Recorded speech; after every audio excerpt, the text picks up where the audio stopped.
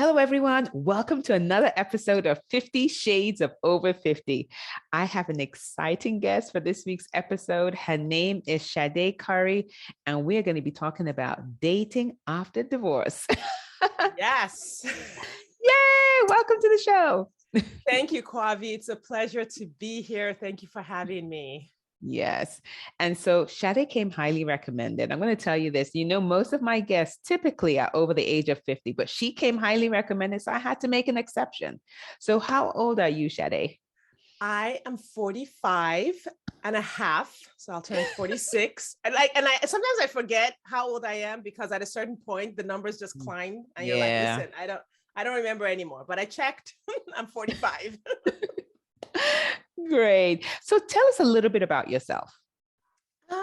So I am a life coach. I specifically work with women who are divorced and who are dating again. My typical client is right around 40, but I have worked with women as old as 72.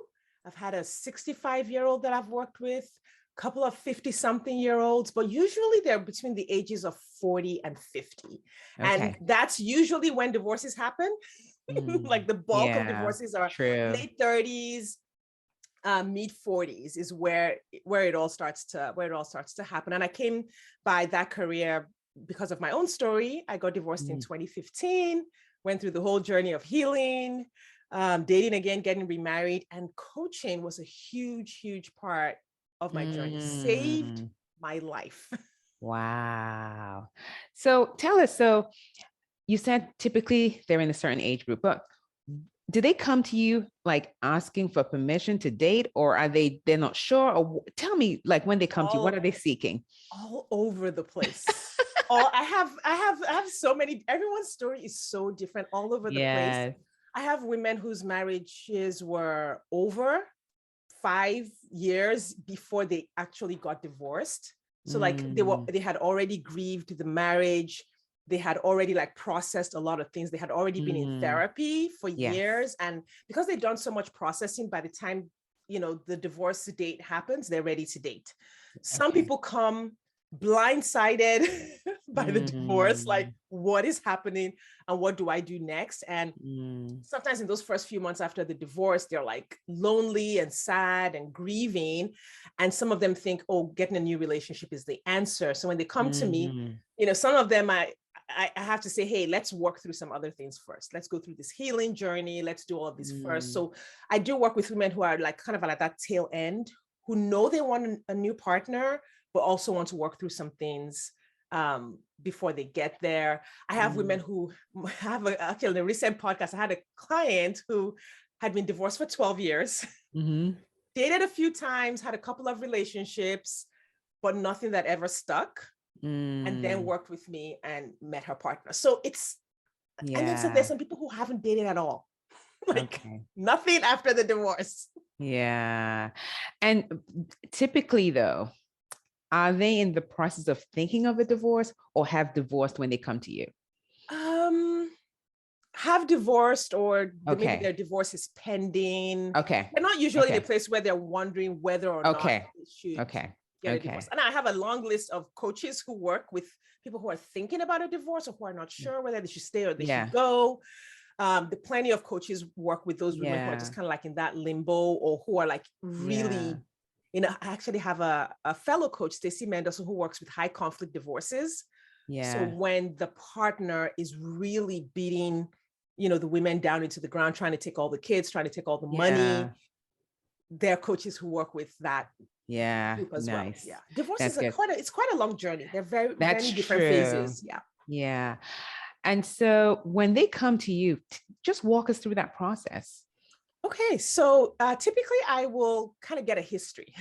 Because what you've experienced in the past, generally without coaching or without awareness, will impact how you process the future, how you go into the future. A lot of women have had, bad experiences in their past relationships, hence the divorce. Compounding that can also be poor experiences in childhood. So a lot of times, and that was kind of my story, is sort of a difficult childhood leading to a poor choice of marriage, leading to a divorce. And so I'll take a history to see kind of what are the kinds of things that will come up in her journey. We start to take care of some of those. One of them is just what I call her emotional imprint of what a man looks like. Like many times, especially a woman who's been in a marriage for a long time. She's been in a marriage for 20 years. So you're talking, she got married at 21, barely out of teenagehood, and has been in this bubble of a marriage for 20 years. Married women don't tend to hang out with a lot of men outside of their immediate circle. Sure. So sometimes she may have been in close contact with, I don't know, 10, 20 men over those 20 years. So she may not have a clear idea of what a real man looks like. She either thinks he's like her dad or like her husband or what she's seen on TV. And so we kind of do a check-in. What are you looking for? And then I look at the list and I'm like, okay, I like that. Real men also fart. You know, is that okay with you? Because this guy sounds like he doesn't fart at all. Love it. Interesting. Wow. But I think that, but like you said, that's important because you need to know what you want. Yes. And I guess that's what we're doing here. Like, okay, let's kind of write down what we would like in this next person that we date. Yeah. And sometimes that triggers my clients quite a bit because then they find out that, well, I'm not sure what I want. Or they don't know who they are. They don't know where they're going. They don't have a clear idea of the life that they're building. So they don't know what man is going to fit into that life. I call it becoming the CEO. Like you are the CEO. You know, you don't just hire anyone. It's not just whoever shows up on the dating app. It's not just whoever messages you from your high school reunion. Like, so we really delve into who her highest self is, not just who she is now, but who she intends to be 5, 10 years from now. And who does that partner need to be? We do a relationship vision because sometimes we tend to see relationships as dates. Okay, so we date and we go to dinner and all these romantic things, but relationships are also doing finances together. What happens on a Sunday morning? You know, what's your spiritual life together? Like, do you even have a spiritual life together or is it separate?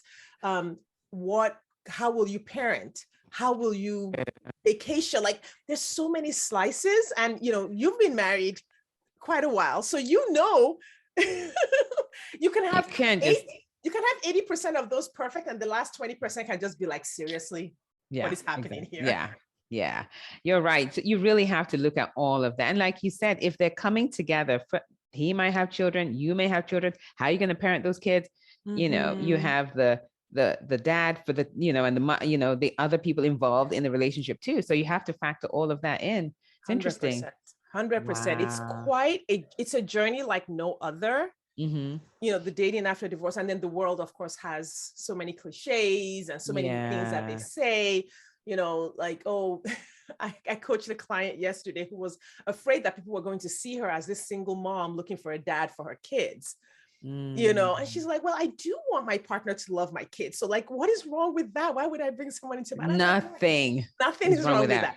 You have permission to ask for whatever you want. I said, are you a wonderful woman who's willing to parent someone else's children? And she's like, yes, I am. And I was like, yes, your counterpart person exists also looking for you.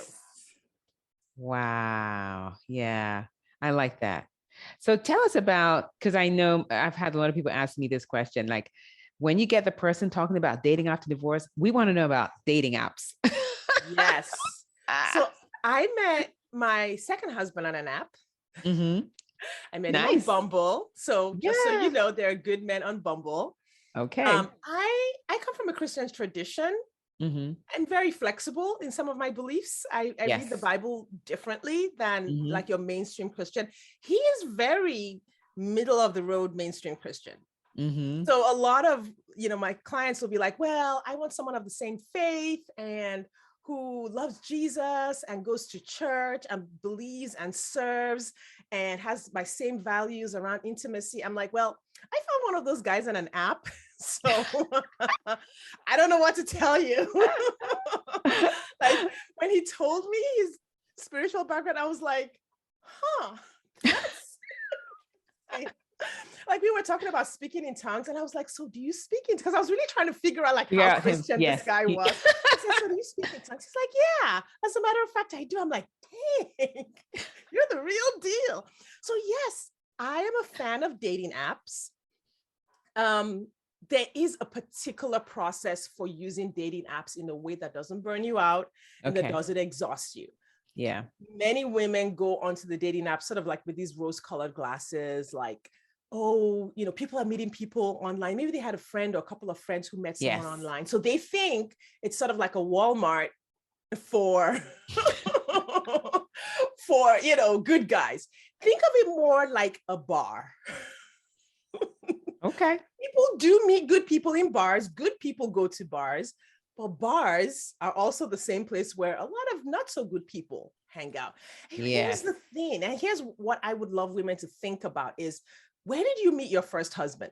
The one who was abusive, who was emotionally, psychologically cruel, the one who was violent, who took all your money, all the things. Where did you meet him? For most of us, it wasn't an app, at least for this, you know, this generation. age group, right? You probably met him at church or in college or all of those nice places that you think all the good guys hang out at. My message is there are good men everywhere and there are not so good men everywhere. What you want to do is learn how to vet, how to have a really discerning eye, how to have a really high standard. And that, I think, is the key. We want, most of us want a place where it's easy to find men that have already been vetted for us, so we can just pick one. So it's not going to be that easy. All right, ladies. Okay, can you just say that for the ladies so they hear that? Please say that again, because there's no place where you're going to pick a guy and they're going to have to vet him. It really doesn't matter. Like, and you have, and that's the thing we didn't do the first time. We didn't vet the men.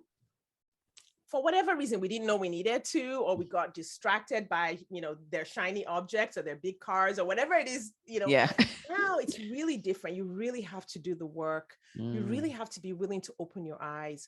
For some women, they devalue themselves. They don't have a lot of confidence. So it's almost like they accept anything that comes, like anyone who's willing to show them attention. And that's like a deeper work. So we have to do some healing work there, some self-confidence work to you know, bring it up. For some women, they let their brains run the show. Right, bringing it back to coaching.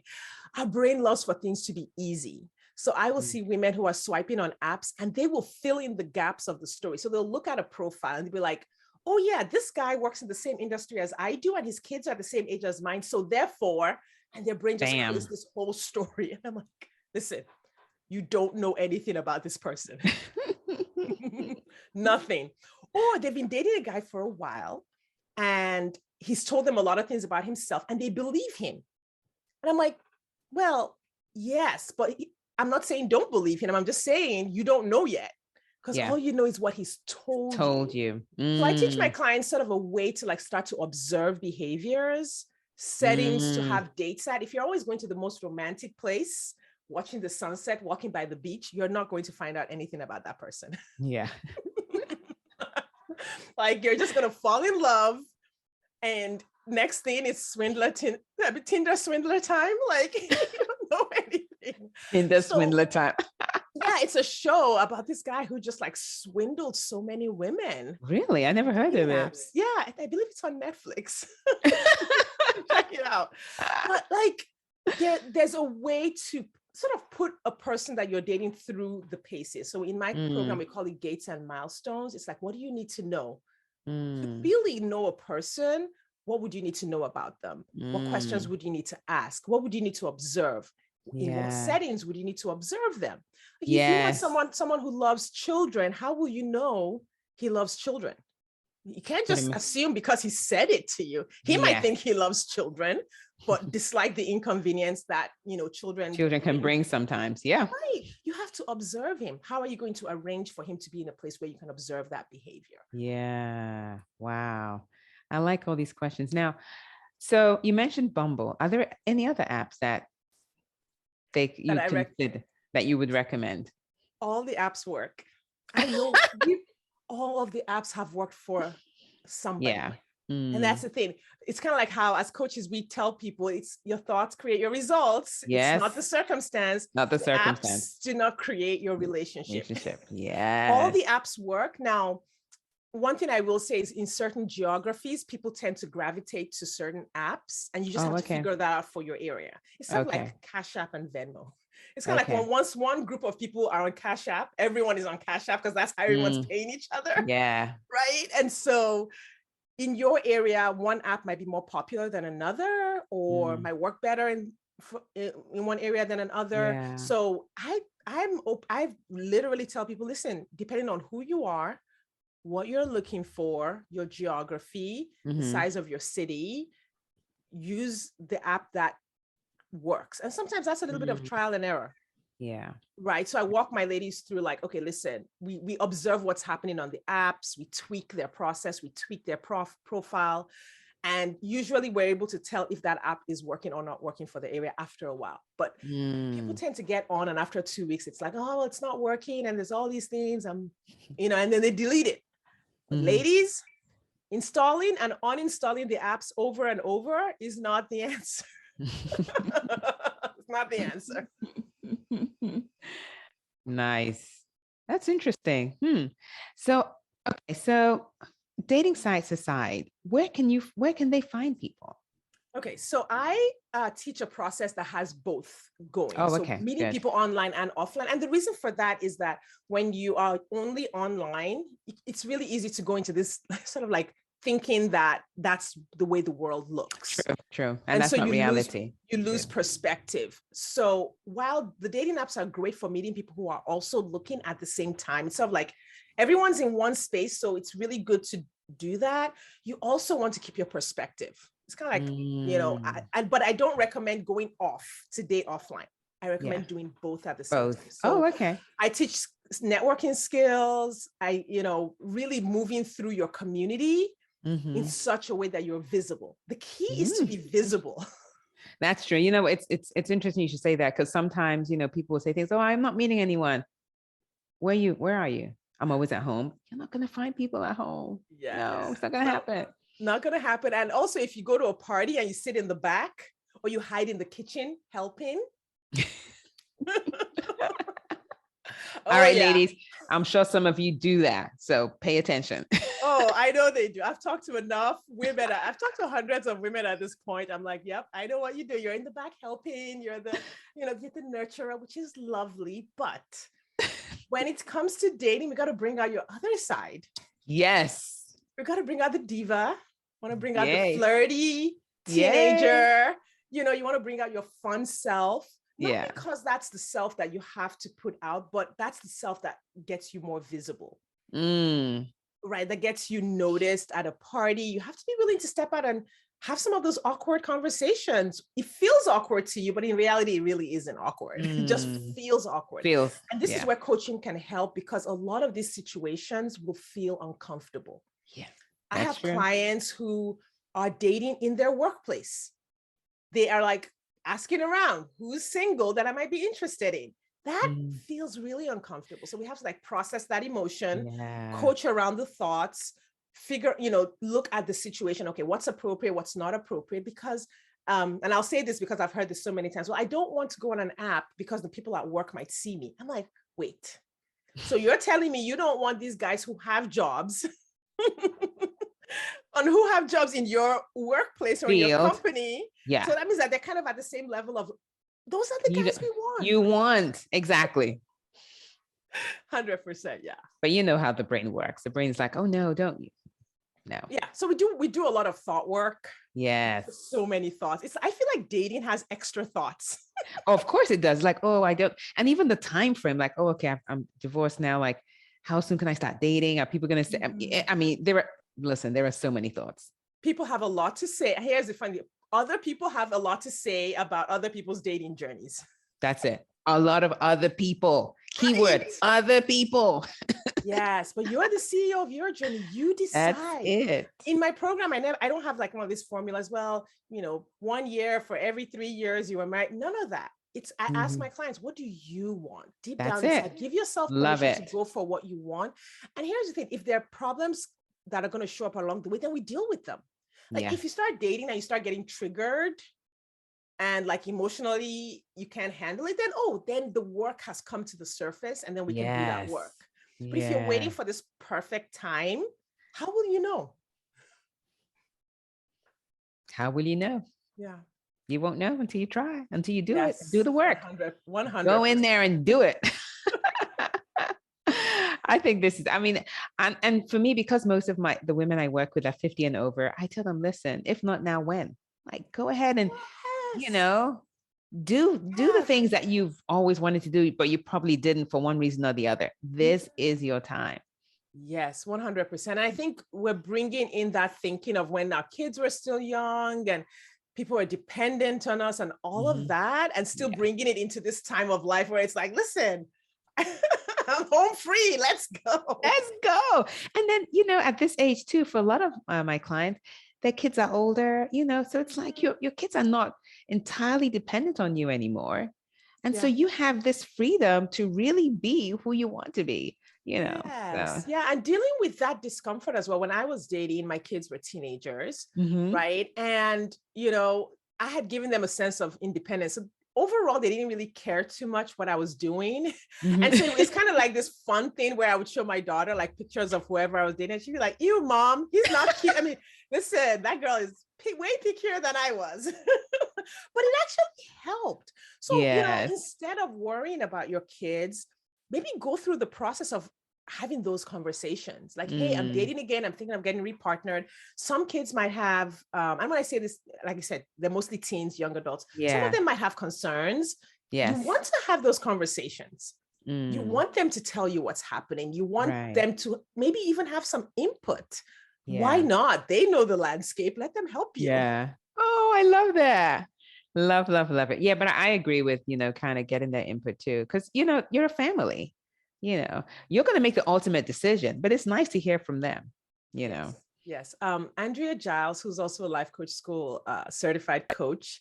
Yeah. She was on my podcast, which I don't think I mentioned my podcast. It's just called Dating After Divorce with Sade Curry. And I'm gonna put the links for her podcast, her site, all that in the show notes. So you guys can click on that. Yeah, thank you. So Andrea actually remarried after her first divorce, and it was her kids who put her on a dating site. Oh.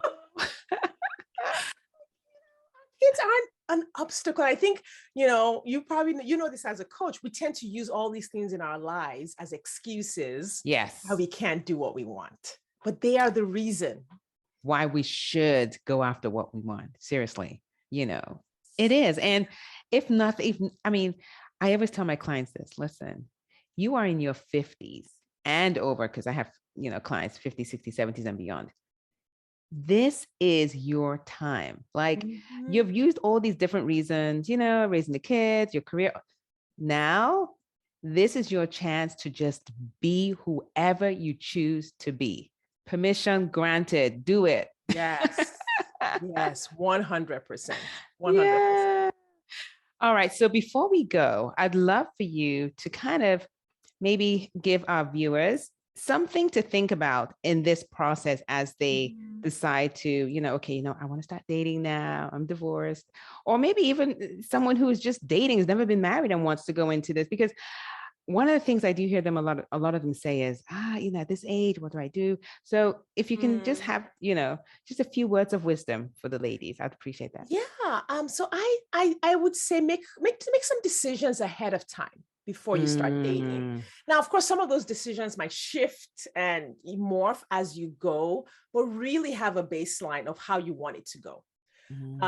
A lot of times our intuition, the voice volume has been turned down just from life. This is a process where you want your intuition turned all the way up. And it really helps if you just take a weekend and just be like, I'm just going to sit here with some music and think about what I want from my dating life, right? And write everything that comes to you. Now, none of this is in stone. Like this is going to be a living, breathing document. What do you want? I call it setting your intention, right? So it's like, there's certain pillars that I teach my clients, which is your intention, your interactions, which is what's happening when you're meeting men on the apps or offline. Then there's gathering information, which really helps you make, those decisions. So the intention that you have is so important. And there are many pieces of that. Your intention for your life, where you're going, your intention for the partner that you want, and then your intention for the relationship you hope to have. So once you have that, you can kind of like have a baseline for something to, when something happens on an app, you can compare it to what you wanted. I'm always asking my clients, they'll be like, well, this guy, he texted this and blah, blah, blah, and I don't know what to do. And I'm like, okay, is this the experience that you wanted to have? Right? And it's like, oh, no. I'm like, okay. Answer. That's your answer.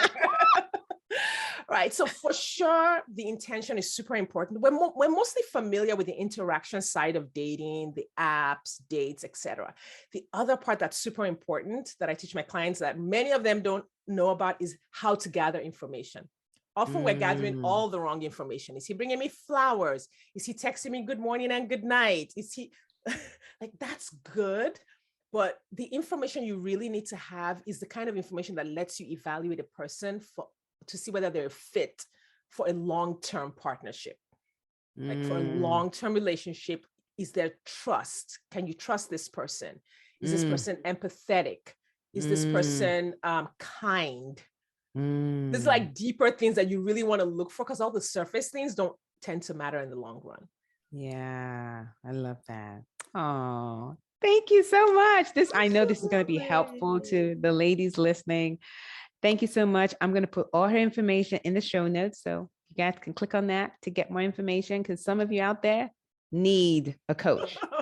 You do. Listen, coaching is the best thing ever. I agree. Everyone should have a coach. Seriously, yes. I have multiple coaches, and I'm always shopping for anything that comes up in my life. I'm like, is there a coach for that? Should I just hire another coach for that? Listen, coaching is just amazing. We all need coaches in our lives. Yes. So good. Thank you so much for having me on. Oh, you're welcome. Thank you so much. And thank you all of you for viewing. Take care. Bye. Bye. If you enjoyed listening to the show, you have to take a look at Flourish, my monthly online community for women in their 50s and beyond. We talk about the important issues affecting women in their 50s and over, and provide tools and resources to help you live your best life. Join me by clicking the link Flourish Online Community in the About Me section below. I'd love to have you join me. See you there.